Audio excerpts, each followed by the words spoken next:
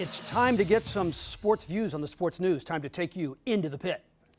And we are joined by the Hall of Famer Rick Hummel and Mike Claiborne from the Cardinals Radio Network and Claibs Online. First, Commish, how special is Nolan Arenado? Well, he's the best defensive third baseman and I guess the best offensive third baseman in the game. When you put those two together, that's a pretty good ball player.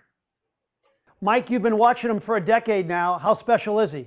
Well, I agree with the commission. He's as good as anybody that's out there now. I know Oakland feels like they've got a pretty good third baseman, but I think night in, night out, his defense doesn't abandon him. He can go to either his left or his right. I think he's got a whole catalog worth of plays where he goes into foul territory, throwing from his knees to make plays. And when you think about him and Paul Goldschmidt on the other side, I mean, is there a better corner infield in baseball right now? If you're a Cardinal fan, how do you go to bed tonight knowing that probably tomorrow it's going to be announced that Nolan Arenado is a Cardinal? I mean, how do you feel about 2021 Rick Hummel first? Well, you've got to be ecstatic. I understand people's frustration with how slow the market has moved in the offseason, especially here. The Cardinals haven't signed anybody. Even the Cubs had signed Jock Peterson and a couple of pitchers, but the Cardinals had done nothing. Well, they weren't not doing nothing. They were working on something. They just couldn't talk about it and still can't.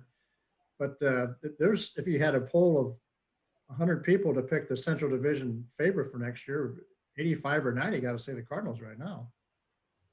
Mike, how about it? Well, I think if you're a Cardinal fan, you're hoping that you can get tickets to get into the ballpark, and hopefully as the entrance rules are relaxed a little bit, there'll be more tickets available. If not, you better get you a nice radio somewhere to listen to the games and have plenty of batteries for your remote control, because I think Cardinal baseball will now be must-watch TV and must-listen-to radio. Commish, there's a Denver columnist who labeled this trade as the worst trade in Rockies history. And it does seem incredible. I know there's a lot of nuances to it, but the fact that you got this player and you really didn't give up any of your top prospects. Your thoughts?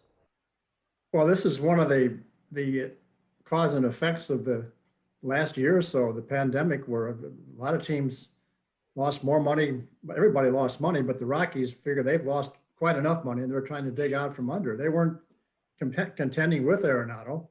So they figured, let's not contend without him and get some of our money back here. I know people want to make fun of Mr. DeWitt at times. Bottom line is he has stepped up again. How about it, Mike? Well, I would agree with you. And when you think back, how many people have left that they really wanted to keep? Okay, Albert left, Jason Hayward left, and both of them got better offers. But I think as you look back, Albert's had a tremendous career. Jason Hayward had a chance to be on a World Series team, but everyone else who they thought could help them be better, they found a way to retain, whether they bought out their arbitration years or they just flat out re-signed them. It's worked out for them. So I think that overall, when you think about the fact that the way they spend money is something that you have to appreciate. And I think if I had a business and I wanted to turn it over to him or John Mozeliak at this point, I think I'm just going to sit back and wait on the dividend check, because I think I'm going to have a pretty good one.